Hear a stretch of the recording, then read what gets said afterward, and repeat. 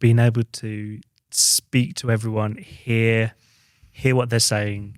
It might not seem like it's a big deal to you, but it's probably a big deal to them. So it's just hearing what they have to say and just trying to come to like a common ground or try and solve the problem together instead of butting heads and being like, and making it an argument and just solving it together, I think. I think that's right on the money. I think production's one of the places that when it's done well can be a departmental therapist.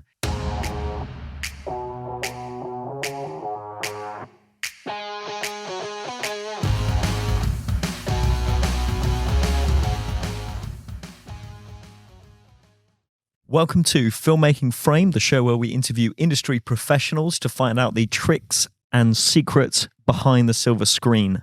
With us, as always, is my co-host, Tom Dexter. And myself, Daniel Hughes.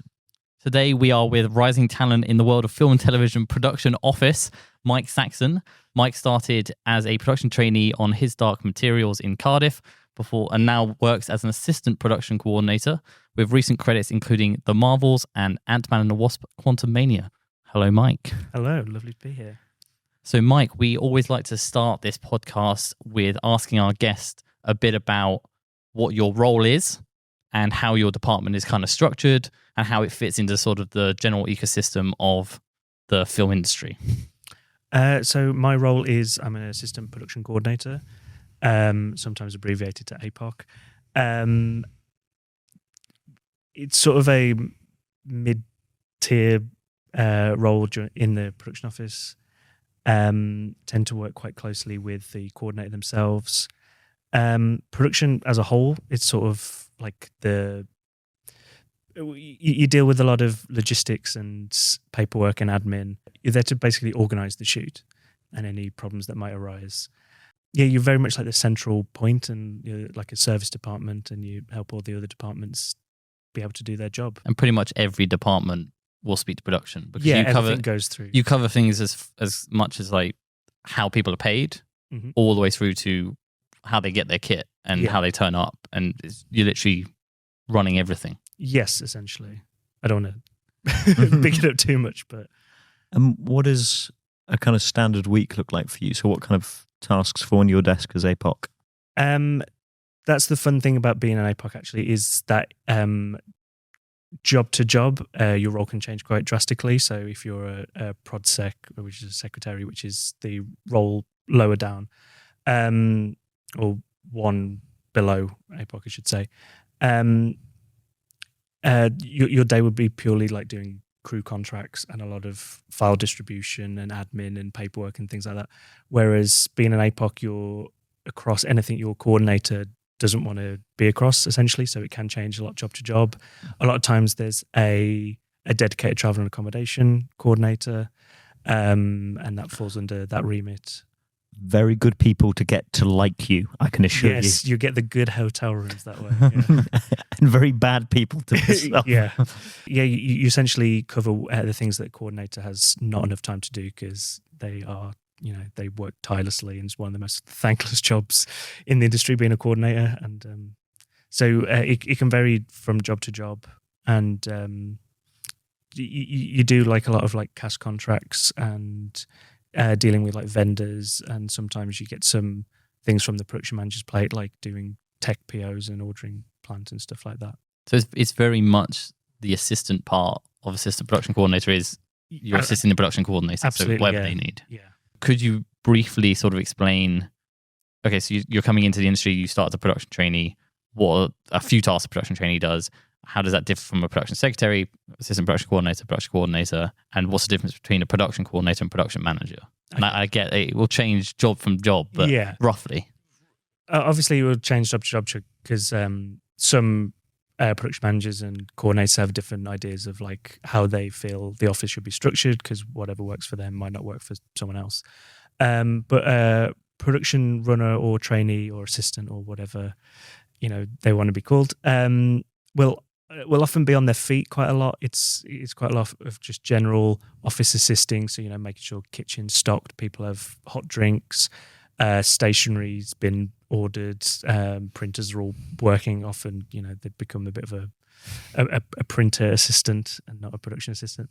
And also, it's just a good way to see the industry as a whole as well, because you're so involved with every other department, so you get to see what they do. And often, people like talking about their own jobs. So if you get chummy with someone in art department or camera or makeup, you say, "Oh, how does that work?" And they'll often just sit down and show you. So it's a really good way to see how the rest of the industry works. Do you see production trainees, runners, then going into those departments if they like it? Yes, quite a lot. So it's a good department for juniors to go into to experience and then also form connections in order to make the transition. Yes, absolutely. Yeah. And then so you've worked as a production runner for a period of time, and then you get enough experience, and then you jump up to production secretary. Is that the next step? Yes. So often you'll be a production assistant I was a production assistant for 2 and a bit years with COVID in the middle of it. And you'll do a lot of the office assistant-y sort of running around, fetching lunches, getting drinks, making sure meeting rooms are ready for meetings.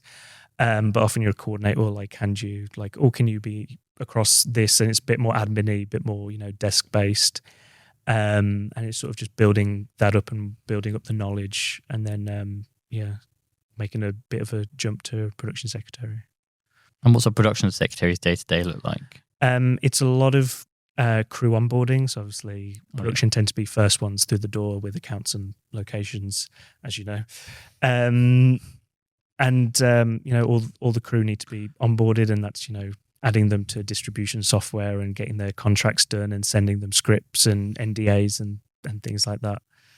So it's a lot of admin, and it can be quite tedious, but I always really enjoyed it because I'm a sucker for a spreadsheet. But I've seen it described as when you make a film, it's essentially like launching a business, running that business, building a massive department, a massive team. So you end up being a company with hundreds of employees, and then shutting it all down again in the space of weeks or months. Yes. So if you imagine, for listeners, if you imagine that there is nothing exists, then someone eventually hires a production manager who then builds a team, and it's all built from scratch. Every process, buying a fridge for the office, buying pencils, pens, like you say, everything from scratch right through. And then I assume after the job, getting rid of all the stuff. Yeah, which is the beauty of rap.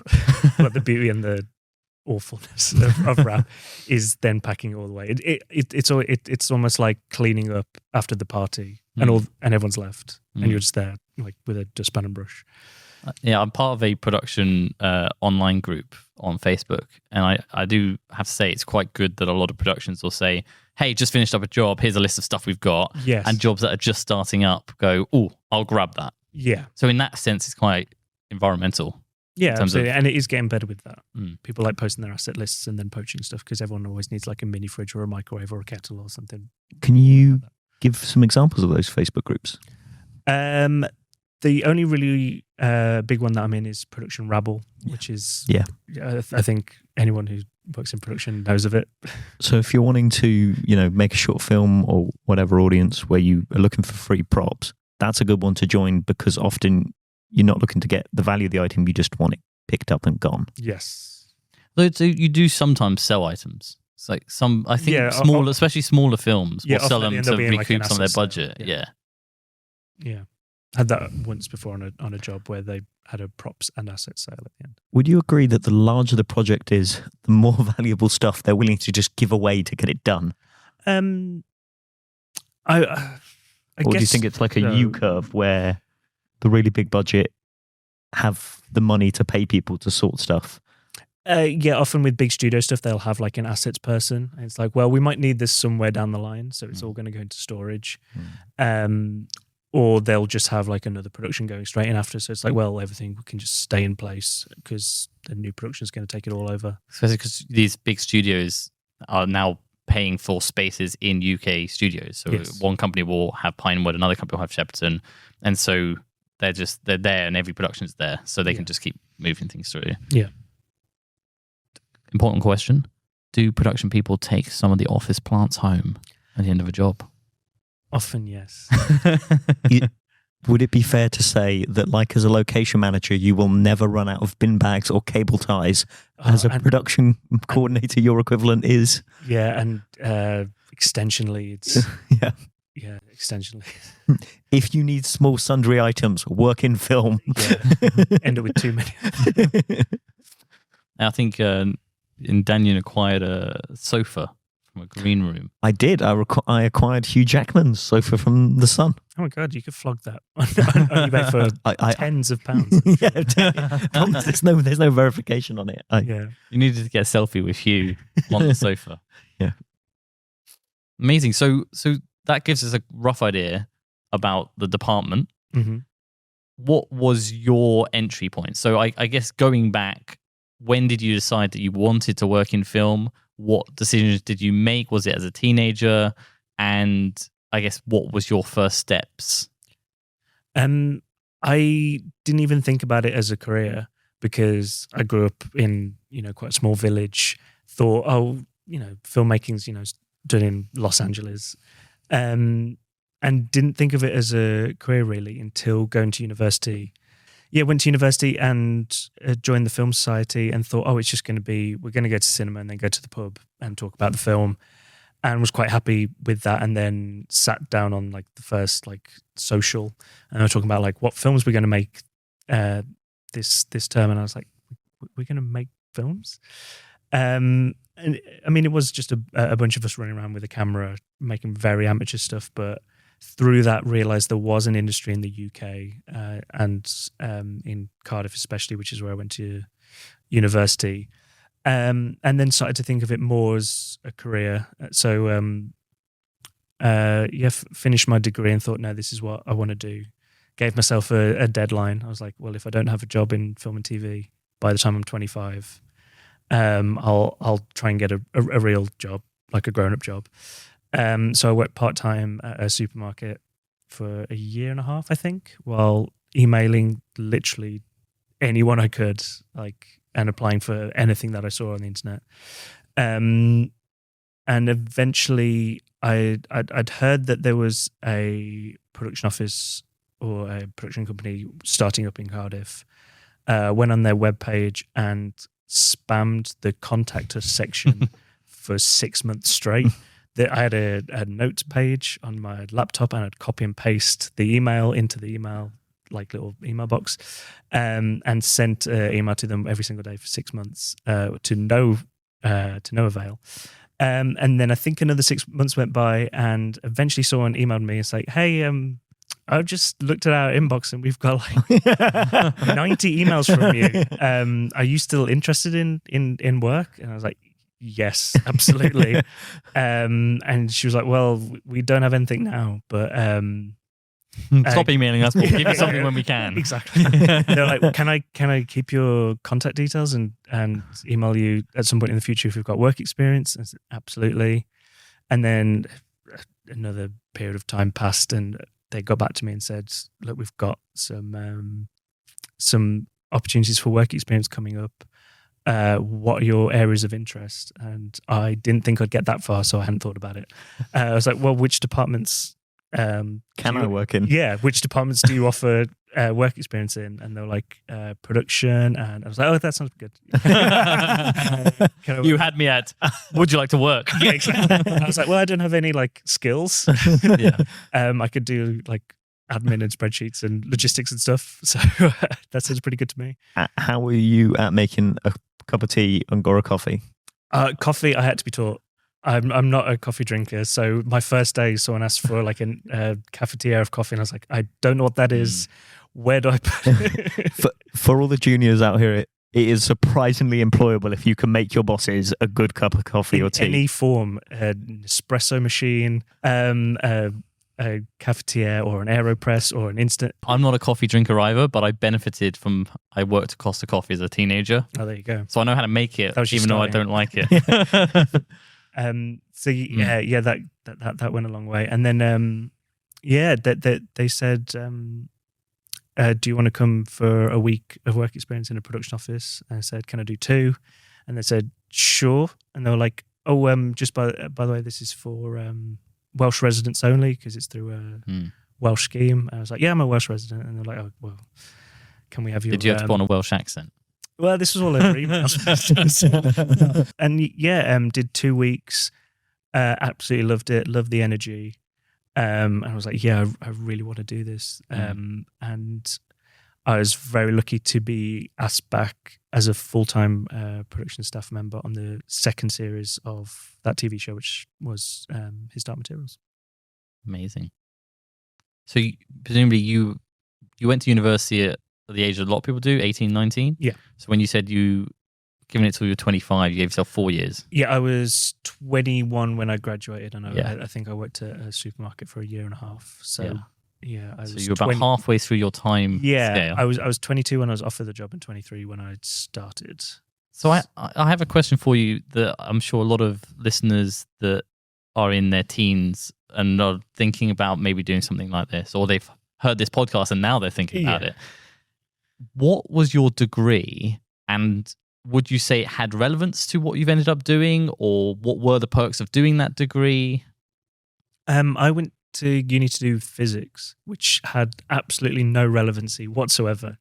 I mean, there's a lot of problem solving involved, but mostly it showed me that I didn't want to do that. I spent most of my second and third years not doing my degree and, running around with the Film Society making short films. But I did stick it out. There was a point where I was like, I might drop out and try and pursue film, and was persuaded not to, and was told to stick it out because, you don't need a film degree to go into film, but it's pretty good to have a backup because it's a competitive industry to get into. I suppose I'm interested, who convinced you to stay? I guess if it's your family, what were your family's thoughts on? It was my family who convinced me to stay on it, but they were never not supportive. When I said I wanted to go and film, they were like, okay, that's pretty good. You've got a fallback, you've got a part-time job, so there's money coming in, and yeah. I think they knew that I really wanted to do it. And do they have any connections to the creative industries? None whatsoever. No. What sort of fields were they in? My mum had about... they're going to listen to this. My mum worked at a library and then a care company. She was a full-time carer. And my dad was a trading standards officer for 30 years. Yeah. So something I always find interesting when I talk to people who are in this industry is, do your parents or siblings or family understand what you do? Absolutely not. No.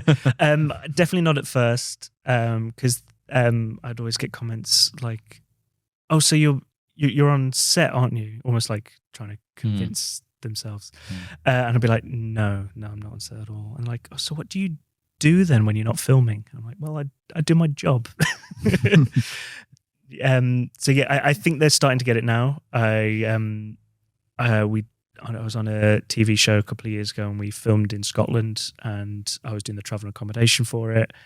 And I stopped off at my parents' place on the way home, and I was just flooded with emails. So I set up on the dining room table for like a couple of hours before heading off again.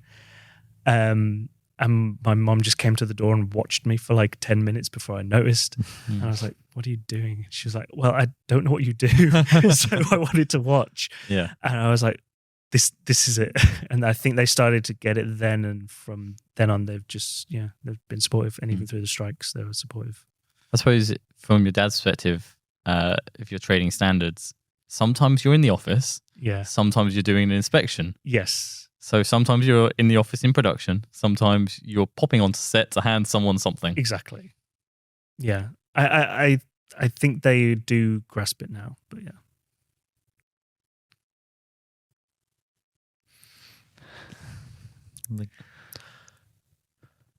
What qualities did the best boss you've ever had have?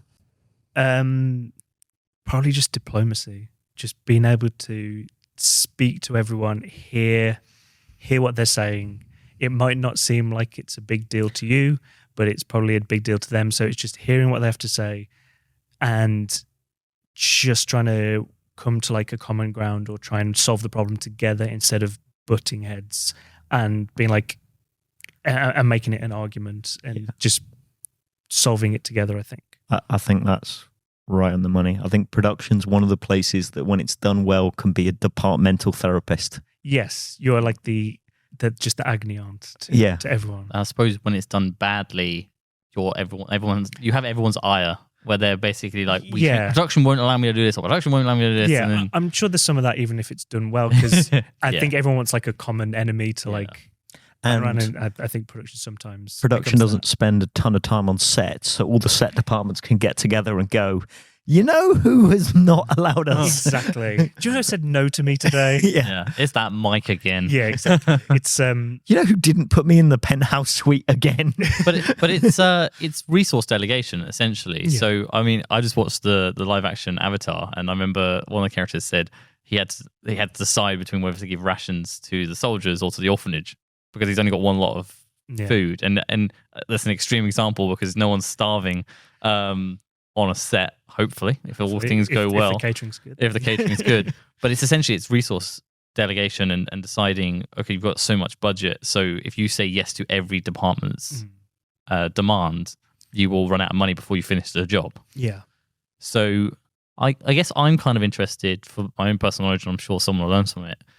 So how much control does the production manager have over budget, or do they deal with a line producer on an ongoing basis? It will depend from job to job, because sometimes, film mostly doesn't have a line producer. It's a unit production manager, which is like a TV PM and a TV line producer molded into one. So they'll have a lot of control over budget, but then again, it will come from the producer and the studio. Often, if it is a studio film.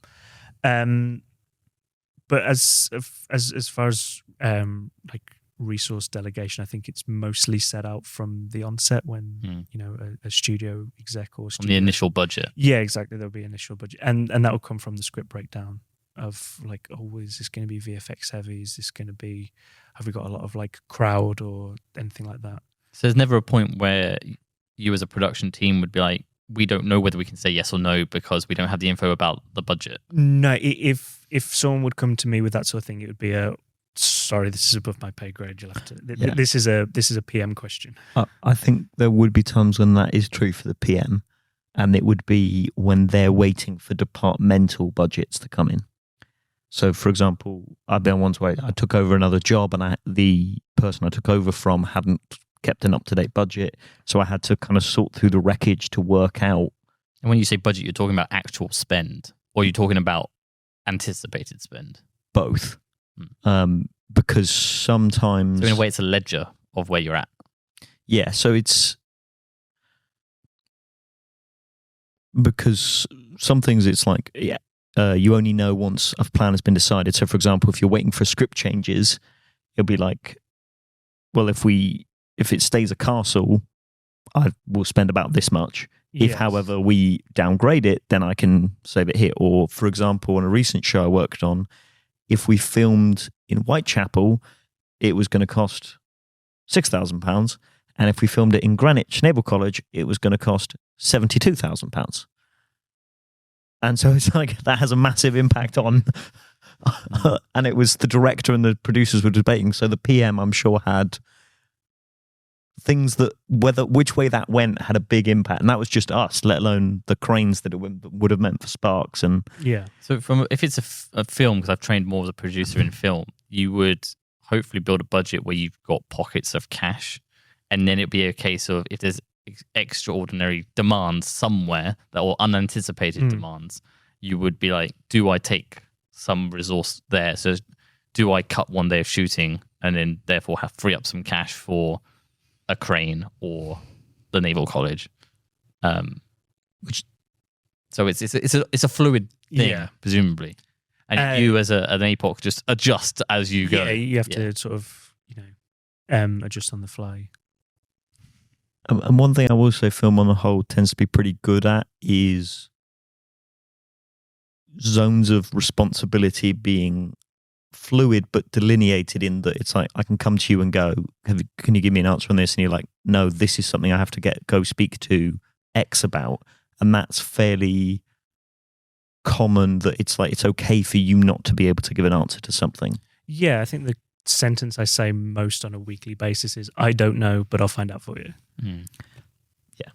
It's a good answer. It's better than pretending you know. Yeah, like or saying yes when you shouldn't. And then just giving like a wrong answer. Yeah. Or an estimate. Or not replying to emails if it's done via email. Yeah. That's something that I find really frustrating is when sometimes you just want to, I don't know, I'll find out. Yeah. But if they just don't answer because they're trying to find out, then you're sat there going, well, did they get the email? Or yeah, exactly. Can I make a decision? Production is like a service department often, like the camera trainee won't know what every single person in the production office is across. So they might just know the runner because they've seen them. So they'll email the runner and be like, hey, this might not be you, but I've got a question. And then it's your job to, field that. Like, I don't know, but my colleague does, so CC them in.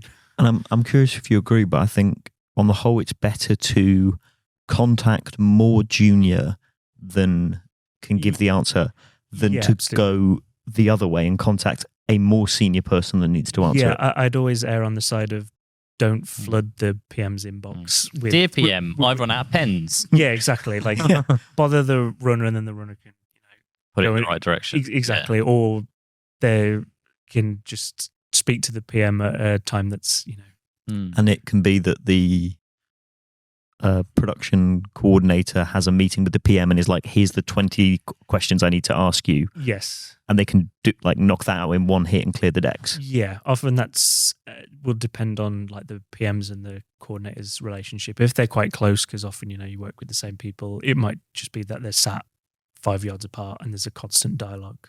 Yeah. Often it would be the like you said, the coordinator will just like field a lot of the questions and then decide which ones are important enough to go higher up the chain. Have you seen that dynamic where it's not working between a production coordinator and a PM? Yes, but only in a way where the two people were professional enough to make it work. Yeah, so just didn't get on, but they stayed professional. I mean, you're spending 10 plus hours a day with someone 5 days a week.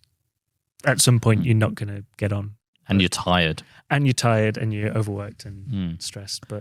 And not to discourage anyone from working in production, but you guys don't tend to get overtime for the long hours you do. Again, that depends on like the size of the job. Been on smaller jobs where it's made clear to you from the start, but like, look, really sorry, we don't have a massive overtime budget. We'll try and give you some here and there, but we're also going to try and get you out on time every day. It's like we're aware, like, or if you're coming up to your 10 or 11 hours, we're going to try and get you out and stagger shifts and things like that to avoid ever going into overtime. And that is something that I have noticed getting better over the last few years. Post-COVID, everyone's very much more, look, this can get made without us breaking our backs. So do you find that during the prep period that you get a bit more slack so you can finish a bit earlier, or is it you're busy all the time? It definitely depends on how close to the shoot you are. So if you're in like prep minus 10, which is if you're 10 weeks out from shoot, often, if it's a Friday and it's like 4 o'clock and it's quite quiet, you'll, take advantage of that and leave a bit earlier. But yeah, and anything like leading up to the shoot, you tend to be pretty busy. I'm curious, what are the biggest perks about working in production? You hear the most gossip. Oh, that's true. Yeah, because you're aware of every other department. Yeah. Exactly. So you hear the most gossip. And also, I think a more serious answer is you see the production at every stage. So you see everyone starting, you get to know everyone, you see it all take shape, and then you see the entire shootout, and then you see wrap at the end as well. So it's interesting from that perspective. It's so interesting because I've seen the opposite, because I've worked on a lot of sets as a dailies, which is where you're not contracted for the whole job, you just come in when you're needed. And I will come in and I won't know anyone or anything, or what the job's called, or who's in it, or where we are. You on those sort of things, you just come in and you work and you do what you know what you to do. if you forgive me, my second ever job was as a dailies location assistant on Black Mirror. Mm. And the code name of the job was, I think, Black Dog. Yeah. And it was one day at Longcross Studios, and the location manager put me there. It was basically like, tell people when they come this way for Black Mirror, keep going that way. And I was like, cool, I can do that. And then in the 4 hours I was there, not a single person from Black Mirror came, but lots of people from Black Dog came, but no one had told me the code name. So I kept having people go, is it that way to Black Dog? I'm like, I assume Black Mirror's that way, but they were like, oh, that'll be fine. I'm like, for 4 hours, I called the location manager. I was like, not a single person has arrived. Amazing. The first AD's on set, like, we're really quiet today. We've got like 20 people here. And she was like, no, it's fine. I'm like, because I have that cool, like, it was only when I got to see her, because she was dealing with receiving them at the other side, where she was like, why did you think no one was coming? Because people, like, were you just not paying down? I was like, so. I remember my first ever job. I pulled up with my car, literally my first day on my first ever job. And the security guard said, oh, you're here for Will? And I was like, yeah. But really, he shouldn't be telling me what the job is. No, he's supposed to ask. Yeah. Otherwise, then you just say yes, and you're in them. Yeah. But that's something that if people aren't aware of, listeners, is that most jobs that we work on have code names, so they won't, Yeah, unless it's like a previously unknown IP. Like this is a completely new thing where if I tell you the name, it's not going to mean anything to you. Do you have the same thing with mayonnaise commercials? Yes. Would you like to explain? To the point where my parents were on holiday in Scotland and they came across a unit base and they asked someone what they were filming and someone told them mayonnaise commercial. And then my dad very excitedly told me that they walked in on a mayonnaise commercial set. And I was like, that's just what they tell you. Yeah, that's really sweet. Yeah, I was like, oh, they saw you coming. Yeah. But it's a lie. Yeah, it's a lie we tell the public, so you'll go, that's boring. Yeah, so they go, oh, that's all right. I worked on a TV show called Pennyworth, which is a Batman prequel. Yeah. And I knew to just say something boring. At that point, I hadn't heard of the Mayo commercial thing, so I just said, oh, it's a Channel 5 thing, and most people will be like, okay, that's cool. And then walk off. We'll walk off. If they'd known it was a Batman thing, you'd get a different response. Yeah. And I was working with someone who said, oh, yeah, we're working on like a Batman thing. He was like a junior. Yeah. So that's a lesson for anyone listening. Don't tell people the job you're on, especially if it's a big IP. It doesn't matter how cool you think it makes you look. Yeah. If I had been the person hiring him, I'd have never hired him again. Yeah, it's cool. It's fairly harsh, but there's no upside from a senior, because I'm like, that's a secret that ultimately doesn't matter that I much. wouldn't have hired him again because there's so many other people I could hire. Yes. It wouldn't be doing it just to spite him. Fairer. No, I didn't think you were like, and he shall burn. I mean, it was an attitude problem as well, and that's where it stemmed from. Yeah, it might sound cool to the public, but you're not trying to get hired again by the public. Yes, and that's a secret. It's like, if it gets out, it's not that big a deal usually. So on some massive projects it is, but you've displayed that with one of the only secrets you have. Yes, you are sharing it. Yeah, and it's I've worked on jobs where a cast member has said something they shouldn't have said. It's normally the and cast. They get fired. I've worked on a job where the cast member was removed. I will share this. I worked on Expendables 4, and there was a bar fight scene in that, and Sylvester Stallone went on, I think it was Twitter Live, basically, to say how he was really enjoying it, because it's, nowadays movies have like really choreographed fight scenes, and he likes just straight up guys just hitting each other and like not having all this fancy martial art.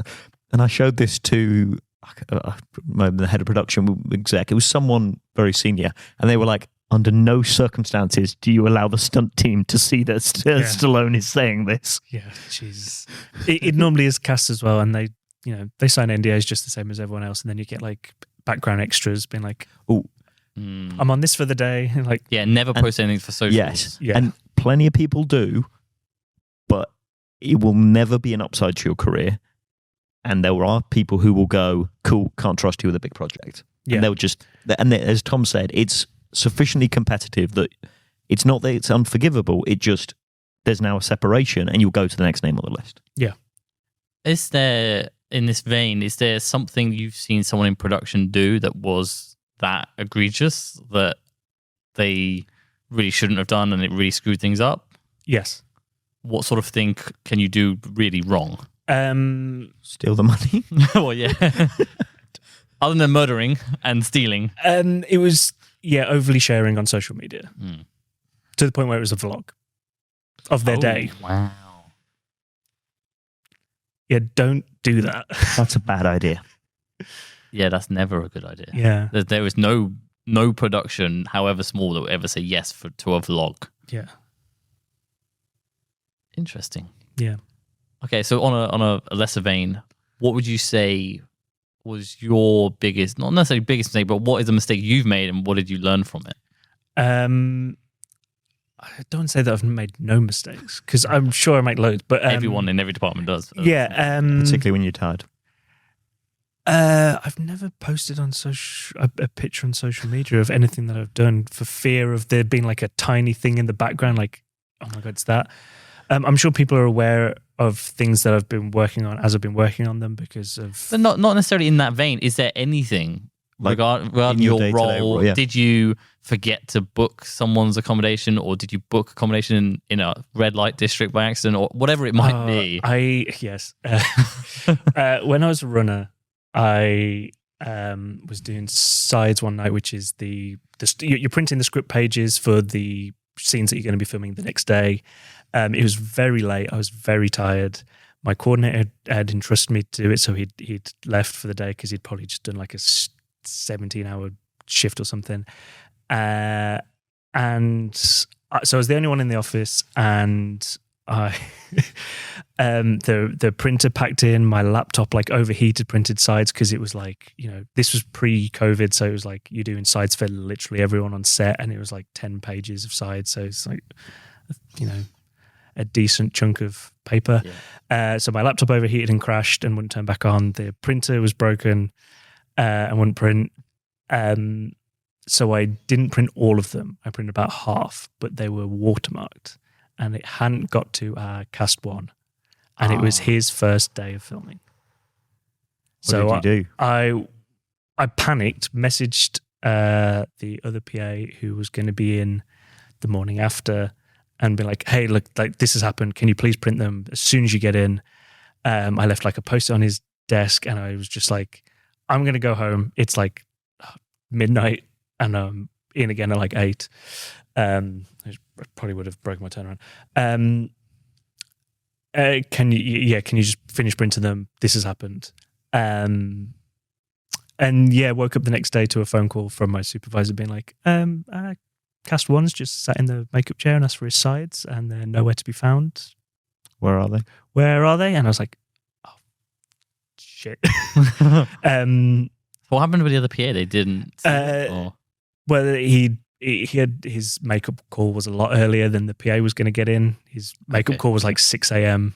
So there was no way, even if, there was no way anyone was getting to them. And that was pretty bad. So what do you think, looking back with your experience now, what would you say to Mike, your production trainee, they should do in that situation? Mistakes happen and they're always going to happen. You're doing ridiculous hours, working really fast paced. They're going to happen. How you react to them is what matters. And I should have told anyone that would listen what had happened. And I probably should have had a better laptop. But I was a runner. Is this your personal laptop? Yeah.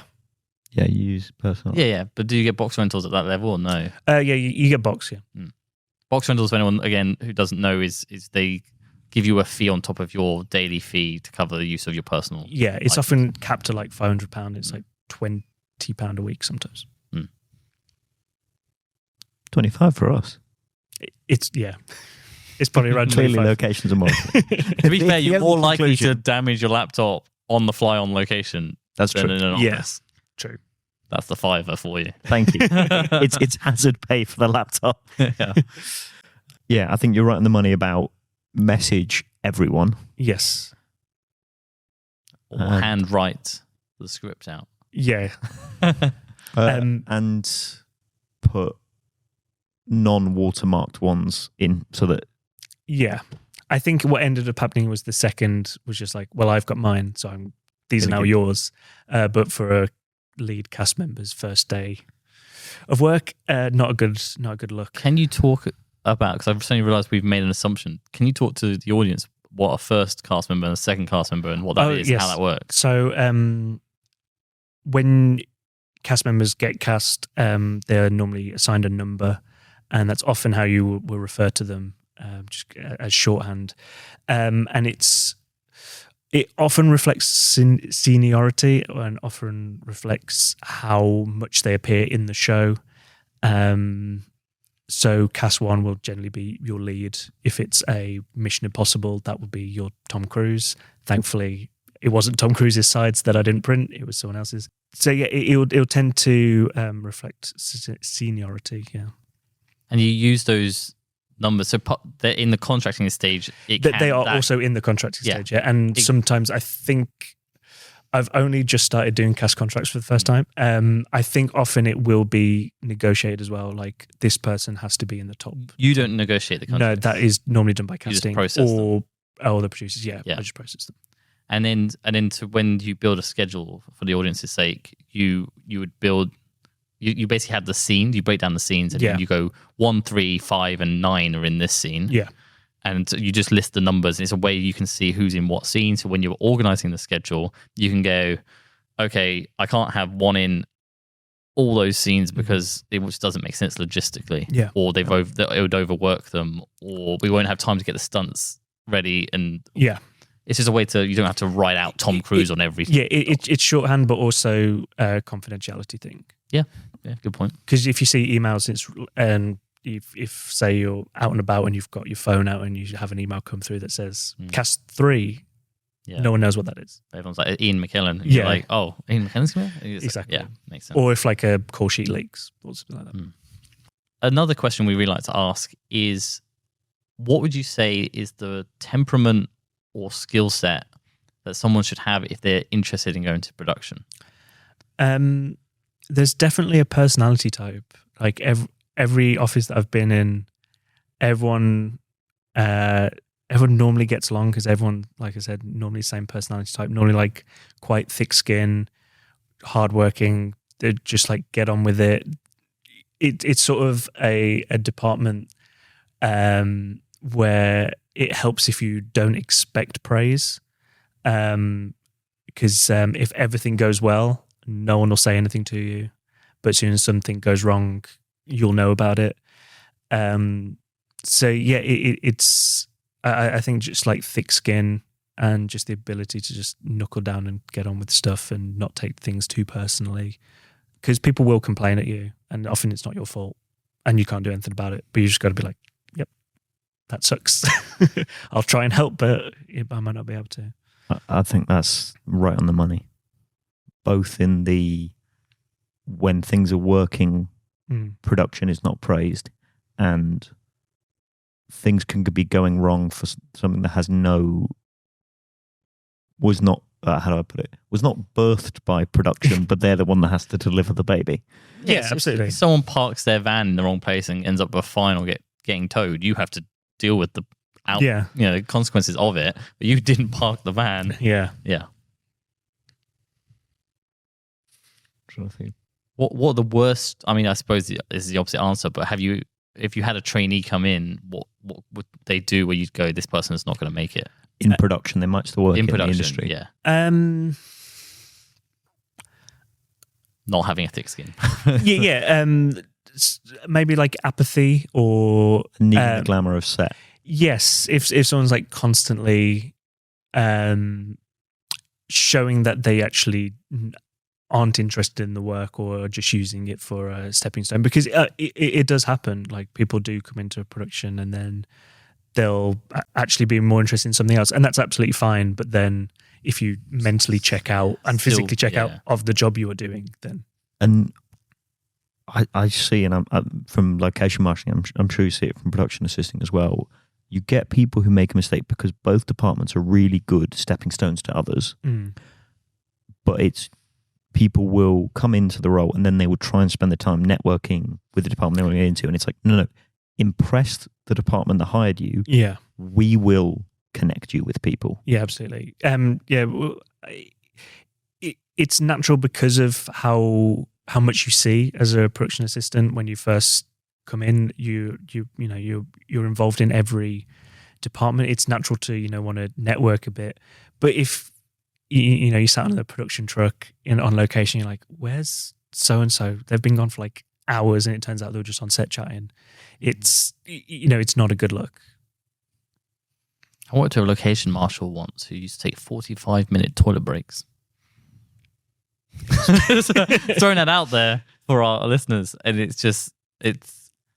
I think, like you say, you worked really hard to get your foot in the door. Yeah. It is a really competitive industry. If you're giving an opportunity, one, embrace it and work hard, but two, be aware that you've meant that someone else got denied this time. Yeah. So be grateful. Yeah, it's a weird industry to work in because in a normal, I don't use the word normal, but in a more typical job, you have a job interview and then you do the job for however many years That you want normally. Yeah, but with working in film and TV, you have the job interview and then you're hired, and then you're almost like you're on a job interview for however long the job is, because the people that you work with, they're either going to take you on their next job with them if they like you and they want to work with you again, or they're going to refer you to someone else because they like you and feel like you can do the job, or they're going to not recommend you. So you have to be like affable and nice and pleasant, but also do a good job, because you are essentially like under the microscope for X amount of months that you're on the job. It's true. So yeah, 100%. I don't think I've ever heard it described as a constantly on a job interview, but that 100% on the money. And it's once you're in, the best way to grow is to have people who will give you a good reference and call around for you. Yeah, because I'm really good for in production, but for example, when I get a CV in location marshalling and people break down in the CV what, like, I put up an easy up, I liaise with the public, it's like I know what happens at that grade. Yeah, you don't need to detail it. What matters is, this was the person who managed you. Let me call him. Yeah, let me call her. What's the impression they give? And that is like 90% about if you get the job or not. Yeah, absolutely. Do I rate the person I'm going to call? As in, like, I think they have a good assessment of the people that work below them. And if they do, I don't care where you live. I don't care how long you've been in the industry. Does this person rate you? I rate them. They rate you. Fantastic. Let's get you in. Yeah, because often as well, you can learn things on the job. People are very keen to teach and have people learn new skills, because that's the only way that people will grow. Often, sometimes jobs aren't conducive to that. Often you'll start a job and you'll hear your line managers around you be like, "We need someone strong for this. It's not going to suit a first time travel and accommodation person. We've got a lot of unit moves. Yeah. We've got some abroad shoots. This isn't a job for a first time travel person. That if someone's made a mistake, it will cause problems on set. Yeah, sort of that sort of, yeah. What would you say is an underrated skill from people who do well in productions? I know I said it before, but yeah, diplomacy. Being able to talk to every department and actually listen to them and hear what they have to say, because it's a not how do I phrase this? Every department is different, and I don't want to play into stereotypes, but a lot of the electrical department will be of a certain age and a certain gender and that sort of thing, and the same with hair and makeup and things like that. So you get a big cross section of all of different demographics. So being able to effectively communicate with each of them is a big part of it. And a slightly controversial question. Oh no. In my experience, each department has a department that they think is most likely going to cause their department problems? So you started to ask the question and it instantly popped into my head. I'm curious, and I'm sure on all of your jobs, every department has been lovely. But on your friends who are APOC jobs, what's the department they complain about the most? That's an excellent way to frame it in a way that I can't not answer. Yeah, every department that I've ever worked with has been absolutely lovely and a joy. Patient, understanding. Exactly. Yeah. So, and filmmaking is a collaboration. So, and everyone just sort of gets that all the time. Friends who are APOCs have experienced. I can't say. Okay. I can't say. It's locations, isn't it? No, it's not. It's producers. No, I've been lucky to work with some really all of them actually. In very generous producers who have a lot of time for lowly production staff, such as myself. Can I say, from a producer's perspective, production are your best friends. Like they literally are. They're the ones who take all the stuff you're grappling with, but they make it happen. Yeah. Like you pair up with a good production team. Yeah. So that makes sense. But you haven't answered the question. No, I'll say off camera. Okay. But there is one or two absolutely. departments that can. Absolutely. As soon as you started asking the question, it came into my head. And it is literally just different departments do different things. So different departments have different abilities to make the lives easier or harder in different ways. Yes. And sometimes you can tell from the start of the job because you can be like, oh, well, this is a very, it's like a very costume heavy, or this is a very location heavy, or this is, so you can sort of be like, well, this department's going to need some help and they're going to be drowning at some points. And, when people are drowning in work, often they, flail around it. Amazing. So I think we're coming to the end of our time. I just wanted to ask a quick question on what it's like personally as a freelancer. So as in every role on a film set, you usually move from job to job to job. Yeah. What's it like structuring your life around having entered the film industry as opposed to getting some job as a physics professor or something? You have a lot of freedom. So, when a job finishes, you don't have to do anything. You can, go on holiday. If you've been lucky enough to save up enough during the job, you can go on holiday, you can chill out, you can do whatever you want, you can mentally reset and get going for the next one. The cons are when you finish a job, that's you are unemployed, and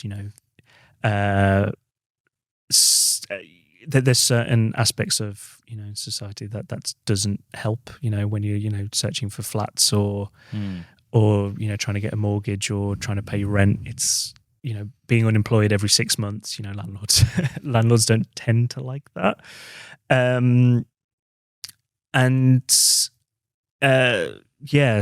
I think it's that side of things really, where it's nice not knowing what you're going to be doing in 8 months, but then there's the flip side of you don't know what you're going to be doing in 8 months. So it's like, oh, can I go on holiday? I want to book a holiday because friends are going on holiday. Can I go with them? That sort of thing. I took some runner training when I was a teenager and at the production guild, and they said, be prepared that you will miss birthdays, christenings, weddings, a lot of these big things because you might be on a job. Yeah. You can probably guarantee Christmas. Just generally most jobs wrap up at Christmas. That's and one of the nice things is you are pretty much guaranteed a week or two off for Christmas. So I've got one more question and then we'll see if Daniel's got one, which is what's next for you? You're working as an APOC now. Yeah. Is it your dream to work your way up to production manager or line producer, or what's your sort of future goals? Well, I never thought I'd get this far, so I never actually thought too far ahead. I'm enjoying being assistant coordinator for now, as I said before, because it differs from job to job. You really get a good scope of how everything's put together. So I'm enjoying it for now. I am curious to see what I would be like as a coordinator, partly because it is so demanding and is a big sacrifice. So I am curious to see if I'd, if I'd be any good, if I'd survive it. I might end up doing one job and be like, nope, this isn't for me, and look to do something else. But if it was something else, then it would probably be in film and TV, because I don't really see myself doing anything outside of this. No, it's been an absolute pleasure talking to you. Thank you for having me. It's lovely for me because obviously location production works so closely, but I haven't been able to hear it from a production person's perspective before. And it's lovely to hear someone who's like, I love this industry so much, whether it's this or that, I'm going to stay in this industry. Thank you. Thanks for having me. Yeah. Thank you very much, Mike. Thank you.